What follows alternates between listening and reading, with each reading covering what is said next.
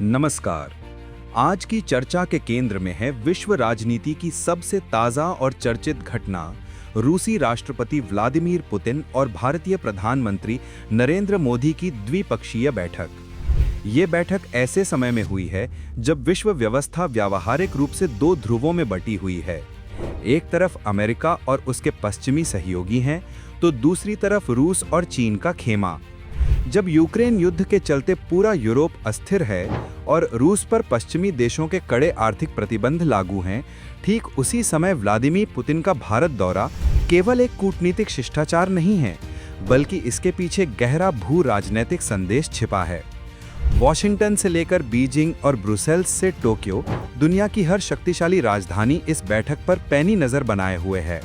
इस दौरे की पृष्ठभूमि को समझने के लिए हमें वर्तमान वैश्विक स्थिति की ओर देखना होगा। यूक्रेन युद्ध के बाद रूस वैश्विक मंच पर कुछ हद तक अलग थलग पड़ गया है।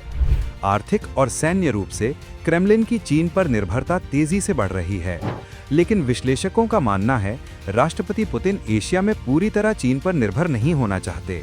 वे एशिया में शक्ति संतुलन बनाए रखना चाहते हैं और इस मामले में भारत का कोई विकल्प नहीं है। दूसरी ओर भारत के लिए ये समीकरण अत्यंत जटिल है।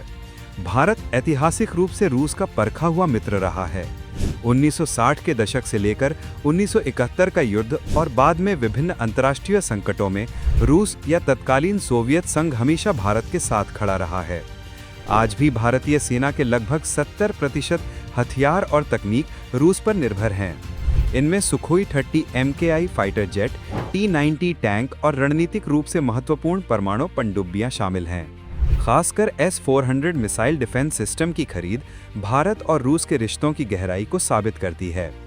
अमेरिका ने अपने काटसा कानून के जरिए तुर्की जैसे नाटो देश पर प्रतिबंध लगाए, लेकिन भारत के मामले में उन्हें नरम रुख अपनाना पड़ा, क्योंकि एशिया पैसिफिक क्षेत्र में चीन का मुकाबला करने के लिए अमेरिका को भी भारत की आवश्यकता है। यदि आपको हमारी ये विश्लेषणात्मक रिपोर्ट जानकारी पूर्ण लगी हो, तो चैनल को सब्सक्राइब करके हमारे साथ जुड़े रहें। आपका एक सब्सक्रिप्शन हमें निष्पक्ष समाचार प्रस्तुत करने के लिए प्रोत्साहित करता है। वापस लौटते हैं मुख्य चर्चा पर। इस बैठक का दूसरा महत्वपूर्ण पहलू है अर्थव्यवस्था और ऊर्जा सुरक्षा। पश्चिमी प्रतिबंधों के कारण रूस अपने तेल के लिए नए बाजार तलाश रहा था। भारत ने इस अवसर का लाभ उठाया है। पिछले 2 वर्षों में भारत ने रूस से रिकॉर्ड मात्रा में कच्चे तेल का आयात किया है, जिसने भारत के घरेलू बाजार में मुद्रास्फीति को नियंत्रित रखने में मदद की है। इतना ही नहीं, इस तेल को रिफाइन करके भारत इसे यूरोपीय बाजारों में निर्यात भी कर रहा है, जो परोक्ष रूप से रूस की अर्थव्यवस्था को भी सहारा दे रहा है। तीसरा, रक्षा सहयोग को नई ऊंचाइयों पर ले जाना।